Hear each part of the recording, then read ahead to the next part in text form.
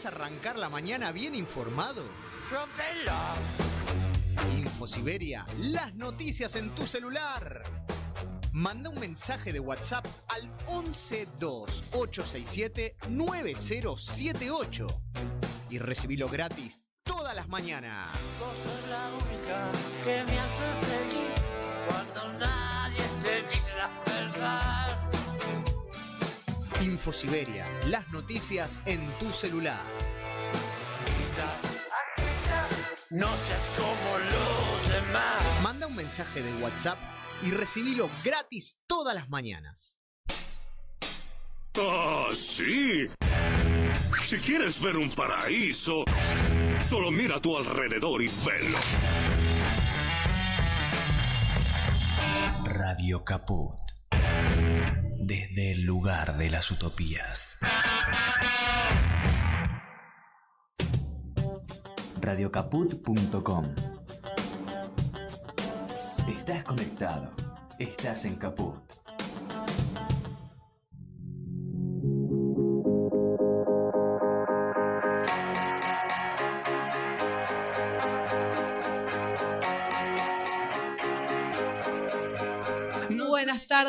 Buenas tardes, noches, bienvenidos, bienvenidas, bienvenides a un nuevo jueves aquí en 3 en 1. Hoy somos dos, hoy estoy junto con Camila García y quien les habla Charo Álvarez aquí desde el estudio Chicha Mariani con la operación técnica de Ayelen Mancilla. Y bueno, estamos en medio modo vacaciones, por eso llegamos así corriendo. Y les damos la bienvenida para este nuevo jueves. Hoy elegimos, si bien pasaron cosas entre ellas que, bueno, Argentina no pudo con España en la final, sin embargo para nosotros ya lo habíamos planteado aquí, había sido más que importante, trascendente haberle ganado a Inglaterra y haber mostrado esa bandera que muchos dicen ahora que ha costado la final, pero bueno, nosotros no nos Sí, importa. la verdad que yo creo que Argentina hizo su afrenta revolucionaria en este campeonato mundial, Sí. ganándole a Inglaterra, que fue una de las mejores cosas que nos pasó, yo creo, en los últimos 4 años seguro. Uh-huh. Porque venimos cascoteados políticamente, así que gracias eternas a la selección argentina, a Lionel Scaloni, a todos los compañeros, yo estoy acostumbrada a decirme, a todos los jugadores que dejaron el alma y vida, sudor, lágrimas dentro de esa cancha. Gracias, Leo Messi, por hacernos tan felices durante todo este tiempo. Porque la verdad que el Mundial le implicó eso, pero también implicó el encuentro, ¿no? La cultura del encuentro, verse con amigos, Sí. comerte un asadito, tomarte un vinito, hacer cábalas, reírte, llorar, ponerte nervioso, salir a correr, gritar. Toda esa pasión tan argentina que tanto odio le dio al resto del mundo. Nosotros somos eso. Nosotros somos un pueblo que es ultra mega apasionado. Sí. Que está hecho de un crisol de culturas, todas mezcladas. No somos racistas, No, para nada. De hecho, no fue fundada nuestra nación en base al racismo como otras, que tuvo guerras de secesión, que existieron la segregación hasta entrada a los 70 y todavía sigue existiendo. Se dijeron un montón de cosas horribles. De hecho, estrellas internacionales se tuvieron que salir a retractar de la cantidad de sarta de boludeces. Patti Smith, Javier Bardem, Rosalía, bueno, nada. Igual hay una campaña anti-argentina que eso lo podemos profundizar también en otro momento, porque ya está en comunicación en este momento. Ya está en comunicación en este momento Facundo Cruz. Ahora vamos a hablar de las PASO, porque hoy tenemos 2 temas esenciales. Claro. Uno son las PASO y otro la ley de tierras, porque se acabó el Mundial y vuelve el país. Vuelve el país. Entonces vuelve el país que quiere Milei y nuestra lucha del país que no queremos que quiere Milei. Entonces agarramos estos 2 temas, estamos de vacaciones y vamos a ver, vamos a hablar con un especialista con el tema de las PASO, que es una de las temáticas que estuvo más en vilo estos días. Sí, porque también queremos entender un poco por qué este apuro por el gobierno a modificar la ley electoral, y para eso queríamos hablar con un especialista y estamos en comunicación, les decía, telefónica con Facundo Cruz. Él es analista político, es especialista en temáticas que tienen que ver con la democracia. Bueno, tiene un currículum amplísimo y queremos darle la bienvenida. Gracias, Facundo, por estar del otro lado. A ustedes, muy buenas tardes, muchas gracias por el contacto y es como dicen, se acabó el Mundial y no solo vuelve el país, sino que vuelve la agenda. Claro, la agenda que empieza a ser una agenda electoral. Es una agenda, exactamente. Bueno, había mucho muy de lo adelantada, que ¿no? se estaba... Sí, a ver, adelantada por dos razones. Primero, los años pares se empiezan a discutir las elecciones de los años impares y los años impares vivimos de elecciones, porque suele ser un calendario, sobre todo cuando se renuevan cargos ejecutivos que se adelantan, ¿no? Las provincias generalmente cuando renuevan sus gobernadores en los últimos años, en los últimos ciclos electorales han desanclado sus propias renovaciones de la renovación de autoridades a nivel nacional y el calendario electoral arranca en febrero, últimamente arranca con las elecciones internas que tiene La Pampa, históricamente lo hacía Catamarca, pero bueno, ya en febrero o marzo empieza a tomar temperatura la dinámica electoral. Y eso lleva a que, bueno, en el segundo semestre de los años pares siempre se empieza a discutir elecciones. Y el segundo punto es que esa discusión también viene de la mano con, como suele ocurrir últimamente, cierta discusión sobre las reglas electorales. Y como el preparativo del dispositivo electoral implica un año de anticipación, entonces siempre el último semestre del año par empezás a discutir elecciones y últimamente estás discutiendo la regla de las elecciones. Te quería consultar en relación a eso, Facundo, en relación a las reglas, digo, mucho se habla de las pasos sí, pasos no, que se suspenden, si van a haber listas colectoras y demás, pero a nosotras particularmente también nos preocupaba un poco que digamos, que el tema de las pasos no sea como la cuestión más superficial de una modificación más de fondo que quizás implique, no sé, o sea, distintos tipos de financiamiento de los partidos políticos y demás, o cosas que sean mucho más graves, ¿no? O sea, queríamos saber si había algo más detrás de paso sí, paso no, por lo menos desde lo que vos podés analizar. Sí, a ver, esta propuesta de reforma política del gobierno es la tercera propuesta que hace de reforma política y hasta ahora no ha tenido suerte en avanzar en esa agenda. El único logro en materia electoral que se anota el gobierno es la aprobación y después la implementación de la boleta única papel, pero que es un proyecto que la Libertad Avanza no impulsó, sino que tenía media sanción en la Cámara de Diputados, que se aprobó en el Senado durante la presidencia de Javier Milei y que volvió a diputados con cambios y termina aprobándose ahí el proyecto de ley y se implementa en las elecciones de 2025, pero era un proyecto que venía de la gestión anterior, que se había discutido en el Congreso en el mandato anterior. Entonces, a ver, un segundito que me voy a desconectar del Wi-Fi porque creo que se está interrumpiendo la señal. Perfecto igual, Ah, ¿se escucha bien? Sí, Okay. Bárbaro. No, porque tenía un ruido de fondo y pensé que se estaba desconectando justo. Bueno, entonces, como les decía, este tercer intento, por fuera de la implementación de la boleta única papel, fue bastante infructuoso. Porque intentó modificar el conjunto del juego de las reglas electorales, temas de financiamiento, también se incorporó las últimas dos veces que se intentó hacer, se incorporó un cambio en el régimen jurídico de partidos políticos, esto es, cuáles son los avales, los requisitos que hay en la Argentina para obtener la personería jurídica para la constitución de partidos políticos a nivel distrital y a nivel nacional, y también la modificación del financiamiento de la política, ¿no? Sobre todo un impulso fuerte a liberar los topes que hay y los límites que hay para el financiamiento privado de las campañas electorales y sobre todo, bueno, qué se le exige a los partidos después para presentar la contabilidad de los fondos que se presentan en términos del financiamiento público.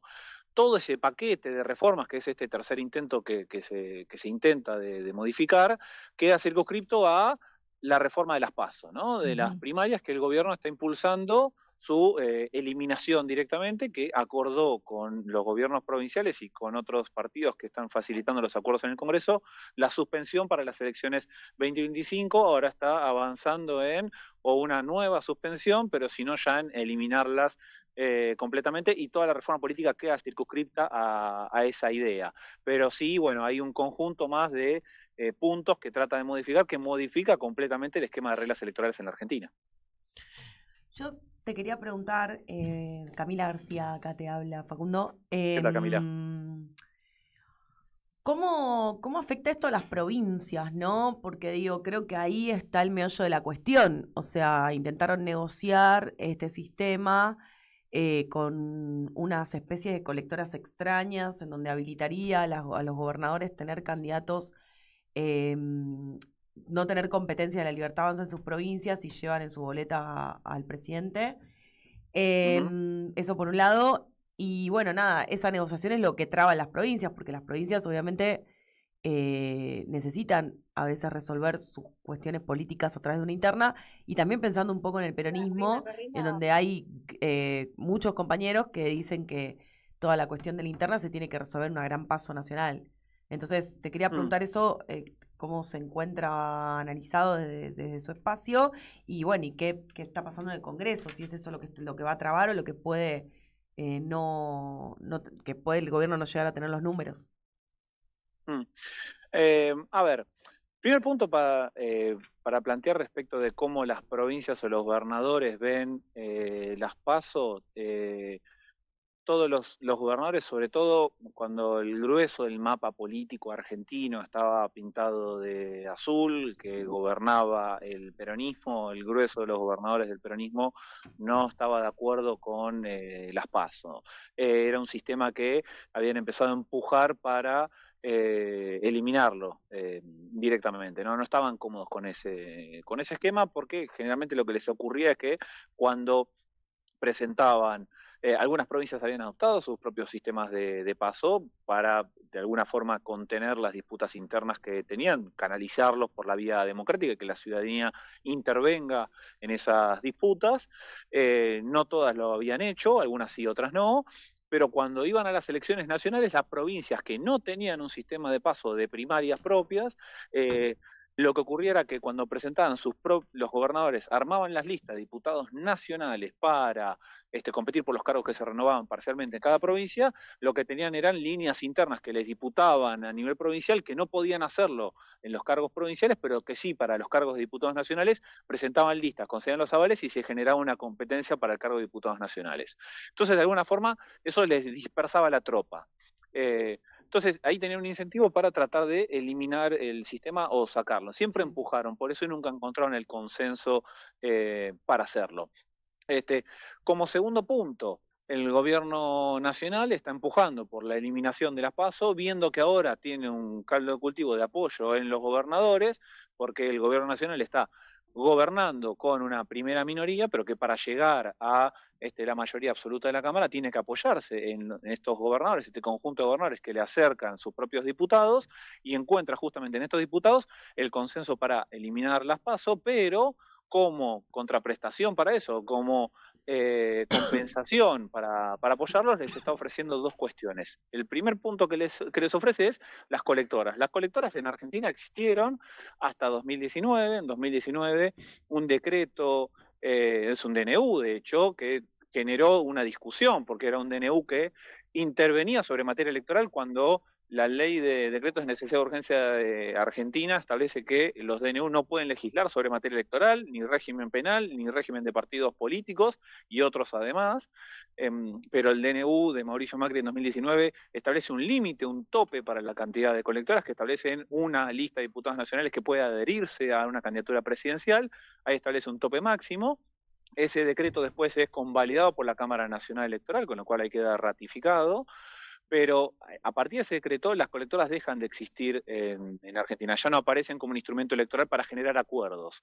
¿Por qué la colectora aparece como una vía de acuerdo? Porque vos tenés una candidatura presidencial, que puede ser una candidatura de unidad o una candidatura de acuerdo entre un presidente y un gobernador u otros espacios políticos, pero vos le das la posibilidad a esos espacios políticos de presentar su propia lista de legisladores nacionales e ir adherida a la lista de la presidencia. Entonces, el presidente tracciona, colecta los votos de distintas listas de diputados nacionales y después hay una competencia entre las propias listas de diputados nacionales. Hoy el gobierno nacional está ofreciendo eso como compensación para que eliminen o aprueben la eliminación de las PASO. Y la otra alternativa que les ofrece es, si no quieren ir por las colectoras, lo cual generaría cierta desprolijidad ante la opinión pública. Perdón, Facundo, igual la Libertad Avanza se compromete a no tener candidatos propios en esas provincias.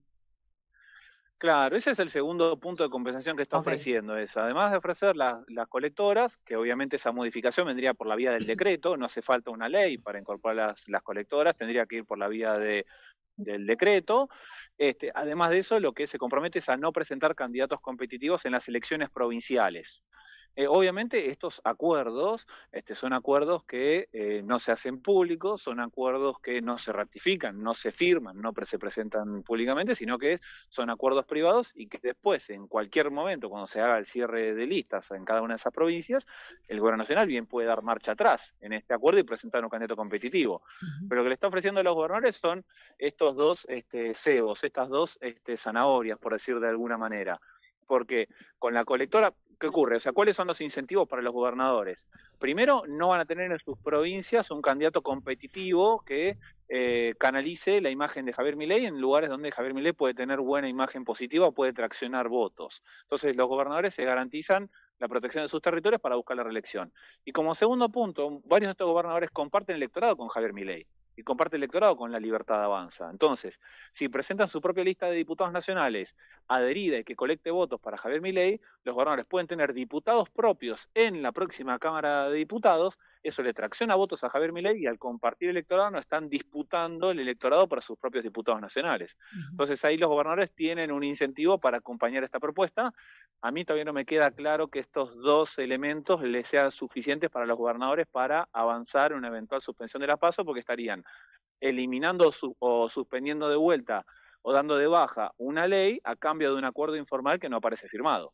Aparte, teniendo en cuenta los antecedentes, que muchos de los acuerdos que se han arribado, digamos, que en contraprestación del acompañamiento en alguna ley, en general no se han cumplido, digo, por lo menos además, por lo que se ha dicho. Una cosa que te quería... Perdón, sí. Una cosita que relacionada con eso. ¿No afecta la cantidad de diputados que tendrían las provincias o senadores? ¿En qué sentido?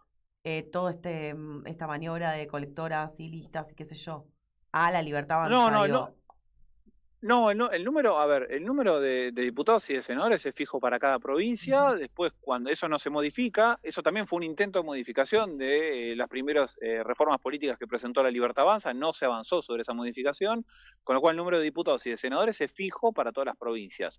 Ahora, cuando después vayan imaginemos que este acuerdo avanza, ¿no? Estos dos supuestos que estamos conversando avanzan. Cuando vayan a la elección el año que viene, la lista de diputados nacionales de Libertad Avanza, que va a ir pegada a Milei, y la lista del gobernador, que colecte votos y va a ir pegada también a la de Milei, esas dos listas de diputados nacionales van a competir. Entonces, el gobernador va a estar haciendo... nacional, o sea, el presidente lleva a sus diputados de esa provincia, pero no lleva candidatos a los ejecutivos, digamos, por decirlo de alguna manera. Exactamente, o sea, pongamos un ejemplo, Salta, imaginemos que vota en mayo. Sáenz va a buscar la reelección por la gobernación de Salta y la Libertad Avanza toma la decisión de que la senadora Orozco no compita por la gobernación de Salta. Entonces no tiene un candidato o candidata en este caso de la Libertad Avanza competitiva que podría disputarle de igual a igual a Sáenz en Salta. Sáenz saca de la cancha a una competidora que le pueda hacer fuerza. Mejora sus chances para ser reelecto. Resulta reelecto. Y después, cuando va a la elección nacional, Sáenz va a tener su propia lista de diputados nacionales. Imaginemos el nombre, Identidad Salteña. ¿no? Diputados nacionales, que va pegada a la candidatura presidencial de Javier Milei. Y Javier Milei tiene su propia lista de diputados nacionales. Entonces, la lista de diputados nacionales de Identidad Salteña y de la Libertad Avanza compiten entre sí, pero ambas traccionan votos para Javier Milei. Javier Milei se lleva los votos de ambas, y Sáenz va a tratar de hacer campaña por su lista de diputados nacionales y Javier Milei por su lista de diputados nacionales de la Libertad Avanza en Salta. Clarísimo, sí, clarísimo. Gracias. Facundo, yo lo que te quería consultar es, mucho se ha dicho en relación a que, bueno, que las PASO, quienes critican, digamos, que por ahí es una encuesta anticipada o hace que la gente quizás no, digamos, pierda las ganas de participar por tener que ir a votar muchas veces. Te estoy diciendo como distintas cosas que se han dicho, pero yo lo que quería saber con respecto a esto es, ¿por qué crees vos que quieren modificar las reglas de juego? Porque no le darían los números para una reelección, o en qué lo beneficia al gobierno hacer esta modificación. Hay dos puntos. Uno tiene que ver con los números de la opinión pública. El primero es que el gobierno nacional de enero hasta ahora perdió unos 10 puntos de intención de voto. Y hoy el escenario es de una elección relativamente empatada. ¿Eso quiere decir que en enero el gobierno se podría haber asegurado la reelección un año y medio antes de la elección? No, no era necesariamente así. Esto, como dice un colega amigo, Diego Reynoso, especialista en opinión pública. Yo te tomo la fiebre hoy, te da 38 grados. Yo no sé si en diciembre vas a tener también 38 grados. Tengo que volver a tomarte la temperatura en diciembre. Con los escenarios electorales ocurre exactamente lo mismo. Vos en enero de este año tenías 10 puntos de ventaja o más sobre el peronismo, en abril pasaste a estar empatado con el peronismo, perdiste 5 puntos, perdiste 10 puntos, de esos 10 puntos, 5 los absorbió el peronismo y 5 se fueron a otras fuerzas, o al voto en blanco, o a no voy a votar, y quedó un escenario empatado. Hoy es un escenario abierto. En ese escenario abierto, el gobierno busca modificar el esquema de reglas electorales, porque acá aparece el segundo punto. Una PASO para un peronismo que tiene una disputa de liderazgo y no tiene definido quién va a ser su candidato, y hay una tensión interna bastante fuerte, sin un sistema de PASO, sin un sistema de primarias o de internas que ordene a ese peronismo, genera incentivos para que vayan separados. Entonces, un peronismo desunido le genera a la Libertad Avanza un escenario mucho más cómodo para ganar una primera vuelta y estar mucho más competitivo para un eventual balotaje el año que viene, en un escenario donde hoy, frente a un peronismo unido, aparece una elección bastante empatada. Entonces trata de modificar las reglas de juego para que el peronismo se rompa en cuantos pedazos se rompan, y con distintas listas peronistas, entonces el gobierno nacional unido esté mucho más cómodo. Claro, pero en ese escenario, entonces el peronismo iría todo listas aparte, o sea, todo fragmentado, y al no ir en una PASO no abona a un mismo espacio. O sea, eso sería como desbeneficioso para el peronismo, digo. Ese es el cálculo que hace el gobierno. Imaginemos un escenario en donde se suspenden o se eliminan las PASO, el peronismo llega a un acuerdo de consenso y presenta una candidatura única. Eso puede ocurrir también. ¿Hay probabilidad de que eso ocurra? Yo hoy las veo desde bajas a bajísimas, pero es algo que puede llegar a ocurrir, porque todo también depende del contexto. Si en el segundo semestre el gobierno sigue demostrando una performance negativa en los distintos estudios de opinión pública y se genera un diagnóstico general de que la ciudadanía o la mayoría de la ciudadanía pide una alternancia de color político en la Casa Rosada, el peronismo, aunque no tenga las PASO, va a buscar una unidad. Aunque duela y aunque cueste, la va a buscar. Pero está buscando el gobierno nacional, de alguna forma, embarrar un poco la cancha, porque sacándole el mecanismo de coordinación para ir atrás de una candidatura única, en una primaria donde se dispute definitivamente quién lidera el peronismo, bueno, ahí le quita esa herramienta, porque la otra alternativa es, si vos no tenés un sistema de PASO, vas a una interna propia, lo organizás vos por tu cuenta. Y hoy no están dadas las condiciones, ni en términos de los acuerdos internos, ni en términos de los recursos disponibles para organizar esa interna. ¿Crees que, ¿crees que los números abonen a que salga esta ley para eliminar las PASO? Yo, por lo que estuve viendo en las últimas semanas, no encontré muchos consensos, o no encontré que existieran muchos consensos para que esto avance, pero de vuelta, como comenzamos la charla, volvió el país, volvió la agenda, no hay mundial, ahora hay que ver dónde queda parado cada uno. Yo lo que veo es que había mucha desconfianza de parte de los potenciales aliados para dar de baja las PASO, suspenderlas nuevamente, en que se intercambiaba levantar la mano para dar de baja una ley a cambio de un acuerdo informal que no necesariamente iba a ser cumplido después. Había mucha desconfianza en eso. Claro. Pero el gobierno se ha movido bastante rápido en los últimos días para tratar de lograr esos consensos. Lo que sí se ve es que en las últimas semanas, cada vez que quiso avanzar en una agenda de acuerdo con los gobernadores y con los legisladores, incluso en el Senado, ahora van a conversar sobre la ley de tierras, hubo 3 intentos para que esa ley tratara de salir y no salió, claro. Y los senadores no acompañaron. Entonces los acuerdos están siendo no solo bastante efímeros, sino muy endebles para el gobierno. Claro. Se está moviendo en esa línea, pero la verdad que yo hoy veo todos los platitos girando todavía, no veo nada consolidado. Facundo, la verdad es que es un placer tenerte y aprender. La verdad, quiero comentarles a quienes nos están escuchando que Facundo es politólogo, magíster en análisis, derecho y gestión electoral y doctor en ciencia política. Y bueno, la verdad es que queríamos profundizar en este tema y ya seguramente te vamos a volver a contactar para seguir escuchando tu análisis con respecto a la cuestión democrática, ¿no? Bien, muchas gracias por el contacto, un placer y cuando gusten cuenta conmigo. Gracias, excelente. No, por favor, ustedes. Gracias, chau. Muchas gracias, hasta luego. Hasta luego. Bueno, ahí hablábamos con Facundo Cruz, que es politólogo, consultor político, especialista en cuestiones electorales, para hablar sobre el tema de las PASO. No pudimos poner los caramelitos hoy. No llegamos, porque venimos corriendo. Pero vamos a ir una tanda, porque seguro que Ayelén, nuestra operadora estrella, la debe tener ahí a mano. Un poquito de aire y volvemos con la segunda entrevista del día de hoy, que vamos a hablar, quédate al aire, que vamos a hablar de la ley de tierras. Lipo, los caramelos y chupetines que eligen hace 50 años los argentinos. Ahora podés coleccionar los productos Maradona. 8 latas coleccionables con todos los equipos donde estuvo Dios. Seguinos en redes, @LipoArgentina y conocé cómo adquirir nuestros productos. ¿Querés arrancar la mañana bien informado? ¡Rómpela! InfoSiberia, las noticias en tu celular. Manda un mensaje de WhatsApp al 1128679078 y recibilo gratis todas las mañanas. Vos sos la única que me hace feliz cuando nadie te dice la verdad. InfoSiberia, las noticias en tu celular. No seas como los demás. Manda un mensaje de WhatsApp y recibilo gratis todas las mañanas. Un programa en ascenso. Bote a Tierra, con la conducción de Gonzalo Quintas y Carlos Seriani. Bote a Tierra, viernes de 20 a 22 horas. En Caput. Soy muy tímida. Ok. Radio Caput. Radio Caput. Estás escuchando Caput. Radio Caput. Radio Caput.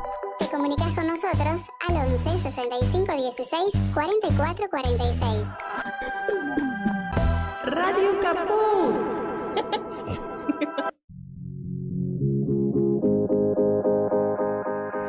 Bueno, ya volvemos después de la pequeña tanda y de nuestro sponsor Lipo y estamos ya en comunicación con Matías Oberlin. Él es historiador, investigador y especialista en el Observatorio de Tierras.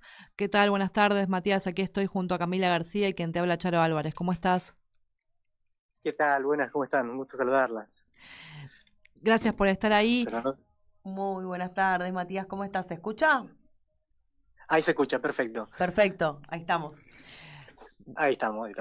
Justo, bueno, habíamos elegido 2 temas importantes que vienen teniendo su tratamiento, digamos, de alguna manera en el Congreso. Uno fue todo el tema de la reforma electoral que hablamos recién y queríamos hablar contigo en relación a esta ley de inviolabilidad de la propiedad privada que por supuesto afecta a otras cuestiones, entre ellas todo lo que tiene que ver con el tema de tierras, y queríamos saber, bueno, cuál era la opinión desde el observatorio con respecto a esto y qué nos podías comentar en relación a todo esto que está ocurriendo, todo lo que se ha modificado y lo que implica para nuestro país eso, ¿no?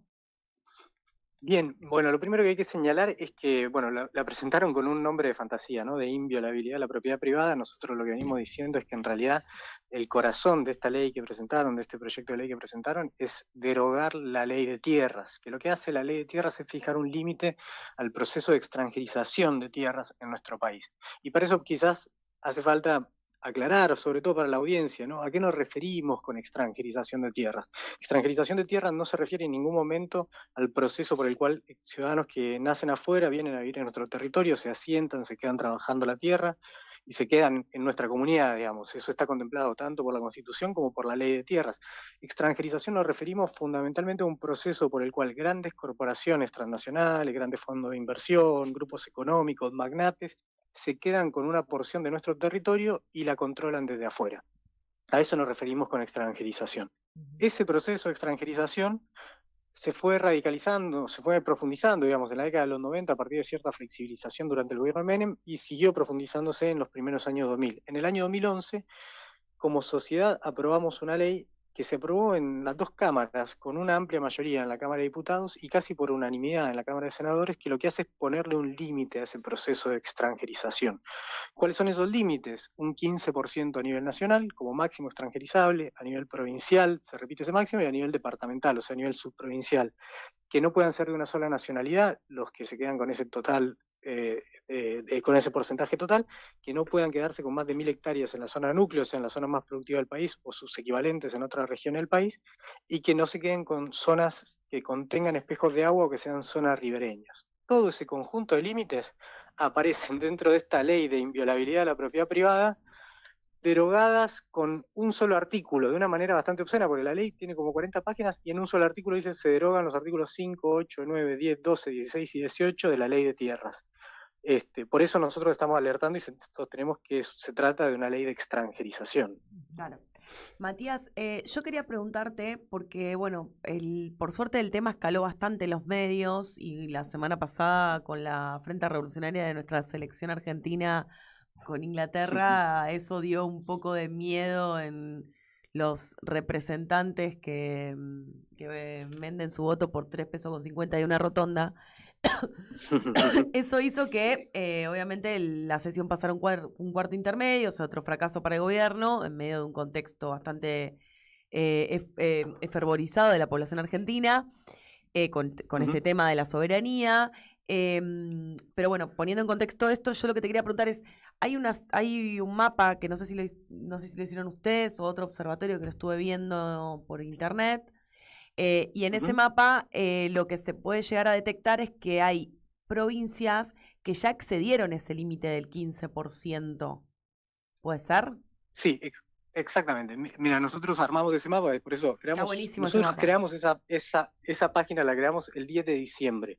El día 9 de diciembre Adorni anunció, a partir del cambio de la composición en las dos cámaras, que iban a volver a avanzar con el proyecto permitiendo la extranjerización de tierras, porque ya lo habían hecho en el DNU 70, apenas asumieron, y eso se frenó en la justicia a partir de un amparo de los excombatientes de Malvinas. Fíjate cómo vuelve la historia, y que está encima a jugar con este peso. Que está durmiendo en los laureles con la corte de 3 personas, como le llamo yo. Exactamente, está durmiendo ahí, pero por ahora la ley se mantiene vigente. Mientras la ley se mantiene vigente, ellos intentan avanzar de nuevo con la modificación de la composición de las cámaras de diputados y senadores. El día siguiente nosotros creamos esta página. ¿Por qué? Porque nosotros somos investigadores de la UBA, becarios CONICET, doctorales, postdoctorales, pero nuestros temas de investigación son vinculados al acceso a la tierra, pero no precisamente a la extranjerización de tierras en este momento. Pero nos venía preocupando el fenómeno hace rato, entonces veníamos juntando información sobre esto. Habíamos hecho solicitud de acceso a la información pública, porque ese registro lo lleva el Registro Nacional de Tierras Rurales, que justamente lo crea la Ley de Tierra del año 2011. Pedimos en agosto los datos, teníamos los datos, y cuando Adorni anunció esto, dijimos, esta información tiene que estar a disposición de toda la sociedad, tenemos que crear una herramienta lo suficientemente potente para que cualquiera la pueda ver en cualquier lugar y entender de qué se discute cuando se discute esto. Y ahí creamos el mapa.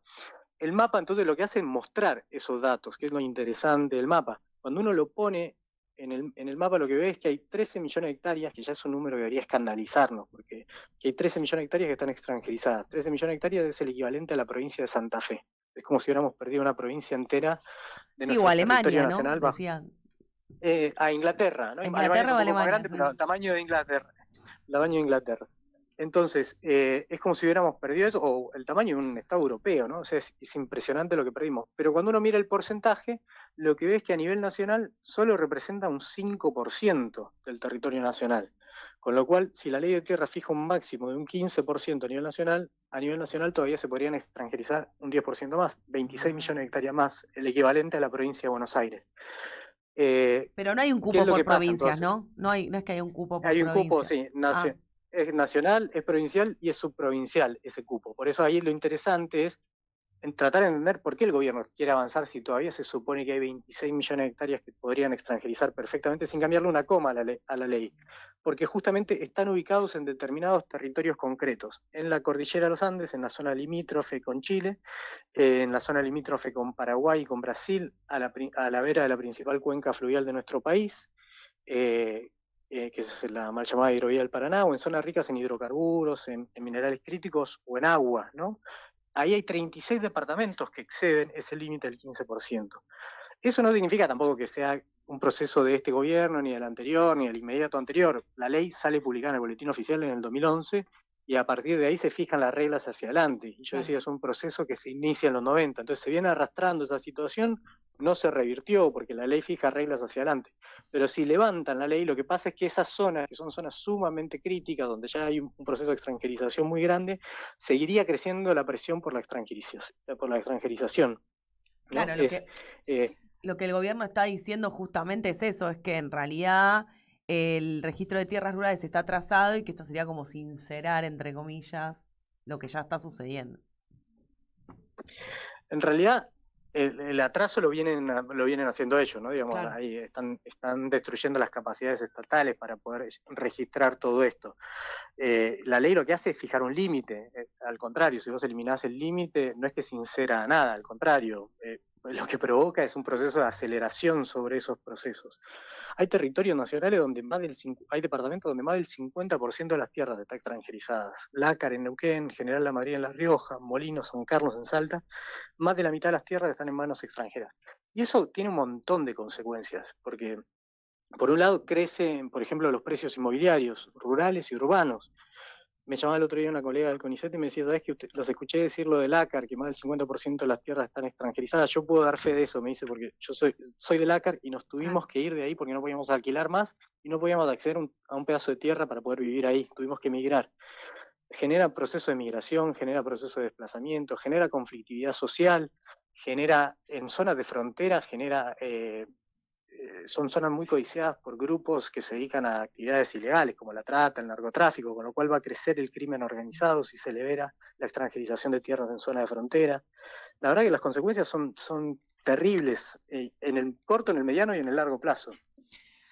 Matías, yo quería saber en relación a el trabajo que hacen ustedes. Vos planteabas que no se dedican exclusivamente a la cuestión de extranjerización, entiendo que sí al acceso en tema tierras, pero esto que planteabas de que muchos, digamos, otros países tengan sobre todo puntos estratégicos que tienen que ver con el acceso al agua, con el acceso a cuestiones limítrofes de seguridad interior. Digo, me imagino que permitir que potencias extranjeras sean propietarios de tierra que les permita, digamos, tener ese tipo de inserción es bastante peligroso, no solo por perder la soberanía, sino por perder el control sobre nuestro territorio de alguna manera, ¿no?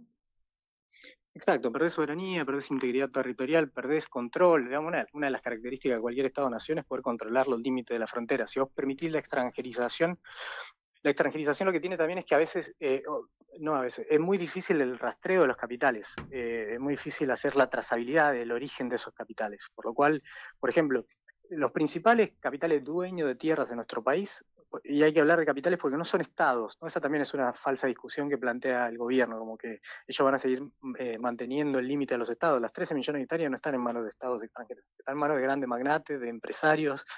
Digo, Benetton tiene casi 1 millón de hectáreas en el sur, Sí, Lewis también hay tiene muchos hectáreas en el sur. españoles decía, y Exacto. otra vez se escuchaba, o sea, digo, sí. Exacto. La mitad de las 13 millones de hectáreas extranjerizadas están en manos estadounidenses, italianas y españolas. Los estadounidenses tienen 2,7 millones de hectáreas en nuestro país, por ejemplo. Y por supuesto implica una pérdida fenomenal de soberanía. Bueno, justamente en las provincias donde, no sé si se acuerdan que en el verano hubo una serie de aterrizajes de un avión militar de Estados Unidos que no fue declarado, ni siquiera fue anunciado en la aduana, que fue sospechosísimo, que aterrizó en varias provincias. Aterrizó en Neuquén, aterrizó en San Juan un poco antes y aterrizó en Santa Cruz. Las 3 provincias son 3 de las principales provincias donde Estados Unidos es el fundamental propietario de tierras, digamos, ¿no? Y zonas, eso, ricas en recursos, o casualidad, ¿no? Además, en un marco donde se ha modificado la doctrina Monroe, ¿no? Esto del corolario Trump a la doctrina Monroe, que lo que dice es básicamente Estados Unidos se reserva la potestad de intervenir en cualquier pueblo de América Latina que atente contra los intereses de Estados Unidos. La primera prueba de ese corolario fue el secuestro del presidente de Venezuela en enero, ¿no? Sí. Bueno. Y vienen actuando como si fuéramos el patio trasero, ¿no? de ellos, que aparte lo dicen directamente antes, por lo menos lo escondían un poco. Matías, yo te quería preguntar, ¿cómo viene el tema en el Congreso, que es la madre de todas las batallas, en donde nos viene dando grandes decepciones? Bueno, mira, la ley la presentaron, el proyecto con nombre de fantasía lo presentaron en marzo, o fin de febrero o marzo lo presentó Sturzenegger. De ahí hubo algunas reuniones informativas donde nos convocaron. Fue interesante porque en la primera había algunos miembros del oficialismo, pero por ejemplo el bloque encabezado por Patricia Bullrich se levantó y se fue mientras nosotros exponíamos. No les interesa dar el debate, digamos. Posteriormente hubo otros encuentros donde ya ni siquiera participaron. Pero lo cierto es que ya es la 5ª vez que se cae la sesión. Hubo tres concretas que lograron llevarlo al pleno, 2 no hubo quórum, y la tercera lograron el quórum para juntarse, pero no lograron los votos para que voten esto. Yo creo que el hecho de que haya explotado públicamente esto de que quisieron meterlo por debajo de la puerta, ¿no? Porque es, como le decía, un artículo dentro de una ley ómnibus que deroga el corazón de la ley de tierra, a ver si pasa, en el medio atacan un montón de sectores más. Me parece que se logró instalar la problemática y los senadores están tomando nota y espero yo no se van a animar a votar esto porque tiene consecuencias muy graves para todo el territorio nacional, ¿no? O sea, uno puede llegar a entender situaciones donde, porque Milei tiene secuestrada la democracia, ¿no? Eso claro.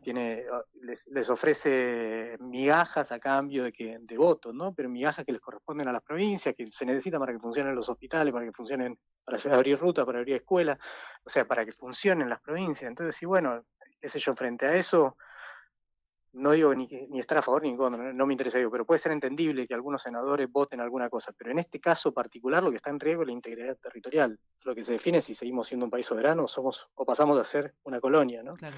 Y me parece que están tomando nota al respecto. Y en relación a las otras cuestiones que también están en la ley, no solo lo de tierras, también habla del tema de bosques, ¿no? Modifica lo que tiene que ver con la ley de bosques. Exacto, modifica la ley de manejo del fuego, en realidad, que tiene que ver justamente con la cantidad de años que hay que esperar para poder cambiar la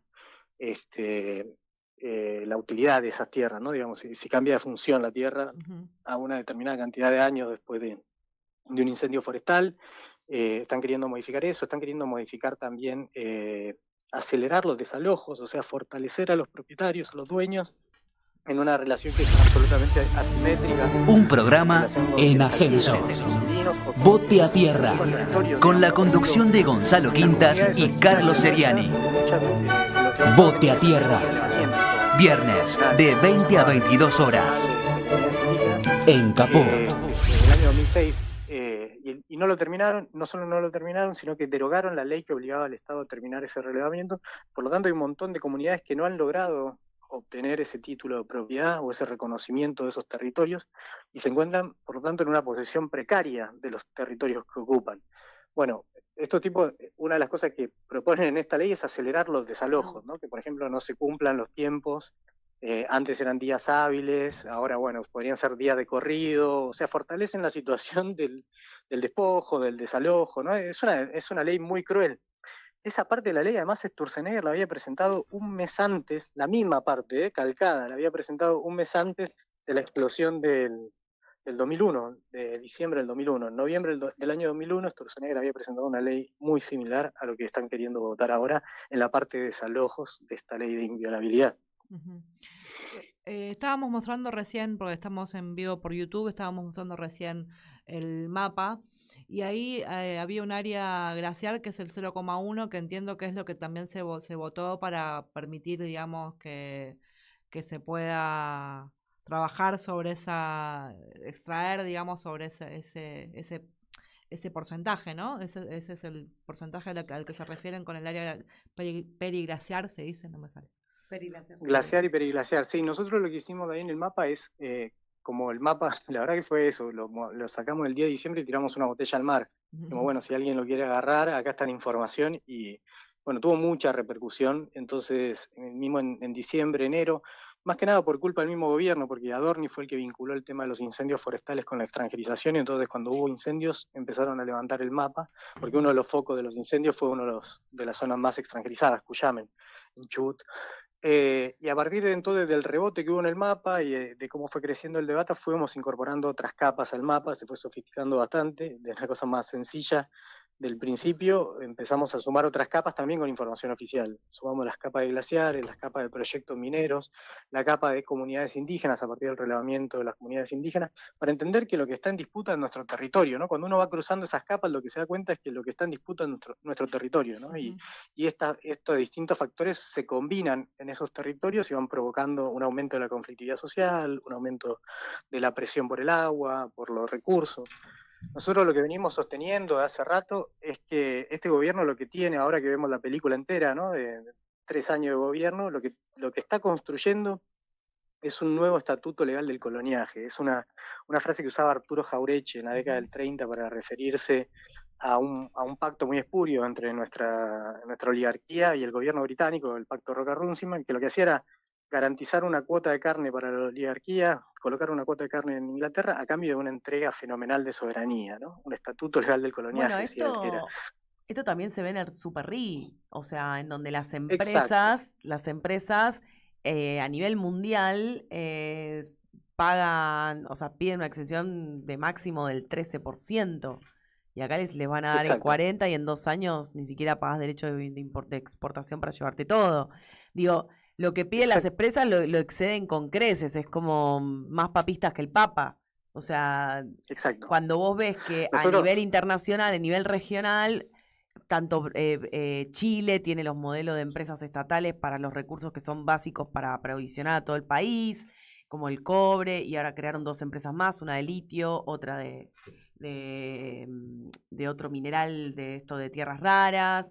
Después Brasil también sacó una ley muy, muy, muy con tema de recursos. O sea, digo, a nivel regional los países están cerrando, protegiendo sus propios recursos y nosotros estamos rifando el país. Sí, yo pensaba esto que estaba planteando, faltaría la banderita que diga en venta ahí en el mapa de la Argentina y estamos. No, claro, lo vemos a Peter Thiel haciendo un país en Honduras, ¿viste? Estamos llegando a un punto en donde vamos a hacer eso, dentro de poco el país de Peter Thiel va a ser la Patagonia.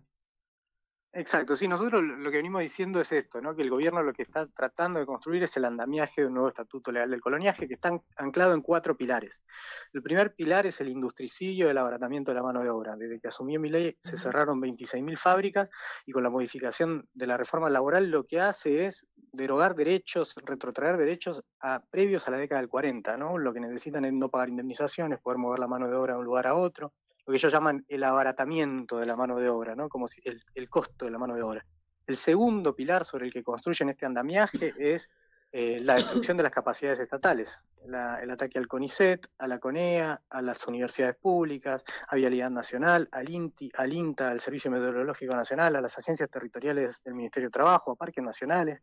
Cualquier herramienta estatal para revertir esta situación la están destruyendo y la están erosionando. El tercer pilar es la entrega de nuestros recursos naturales, y en eso hay que leer la modificación de la ley de glaciares, hay que leer la derogación de la ley del relevamiento nacional de comunidades indígenas, porque justamente tiene que ver con la entrega del territorio, lo tercero que hay que leer ahí es la modificación de la ley de manejo del fuego y la joya de la abuela, que es la ley de tierras, que están intentando desde el primer día llevarlo adelante. Y el cuarto pilar es esto que nombraban ustedes, ¿no? Las grandes exenciones a las grandes corporaciones multinacionales que vienen a realizar tareas extractivistas de nuestro país. El RIGI, el Super RIGI, la concesión de la hidrovía, la concesión de las hidroeléctricas, la concesión de nucleoeléctrica. Bueno, tienen que ver con destruir nuestras capacidades y convertirnos en una colonia. Sí, la pregunta esencial antes de terminar, que nos quedan 2 minutos, es ¿quieren convertir a Argentina en un satélite de Estados Unidos? Y ya de esas 4 que vos nombraste, ya 3, 2 seguros ya fueron hechas y faltan otras 2 que están a mitad de camino. Digo, podríamos decir que le están dejando el terreno preparadito para el abordaje a la extranjerización.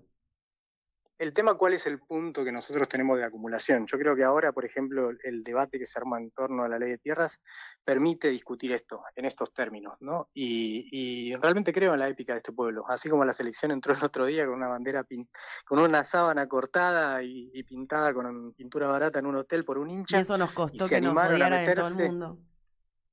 Y costó que nos odiaran de todo el mundo, pero significó la épica, ¿no? También la épica de la resistencia en lo artesanal, en lo pequeño, en lo cotidiano. Me parece que nosotros somos un pueblo gestado en eso y estamos en condiciones de levantarnos, ponernos de pie y sacarnos de encima de este gobierno colonial que tenemos.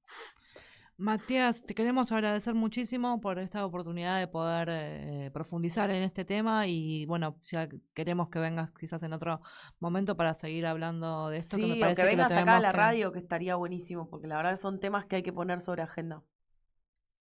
De una, bueno, a disposición. Mil gracias por el llamado y saludos a todos por ahí. Saludos, gracias Matías.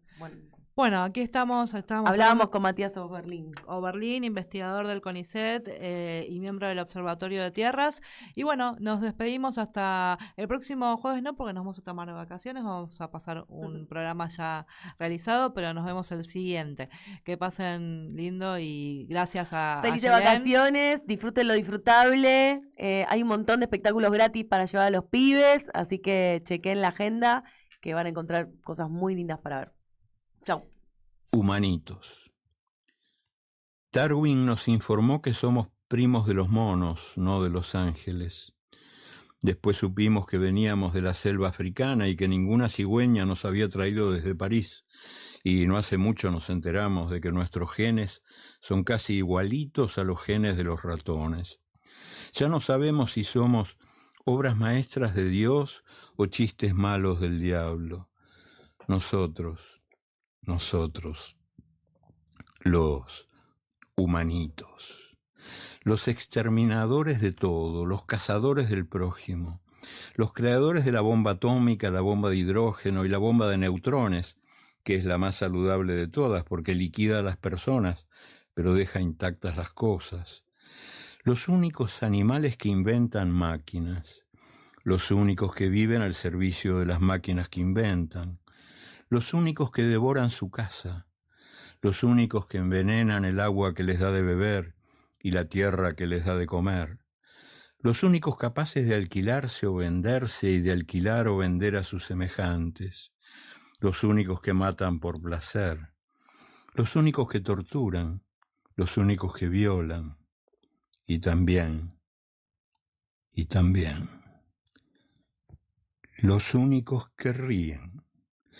Los únicos que sueñan despiertos, los que hacen seda de la baba del gusano, los que convierten la basura en hermosura, los que descubren colores que el arco iris no conoce, los que dan nuevas músicas a las voces del mundo y crean palabras para que no sean mudas la realidad ni su memoria.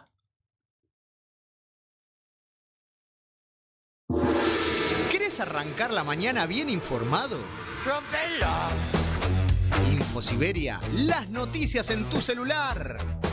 Manda un mensaje de WhatsApp al 1128679078 y recibilo gratis todas las mañanas. Vos sos la única que me hace feliz.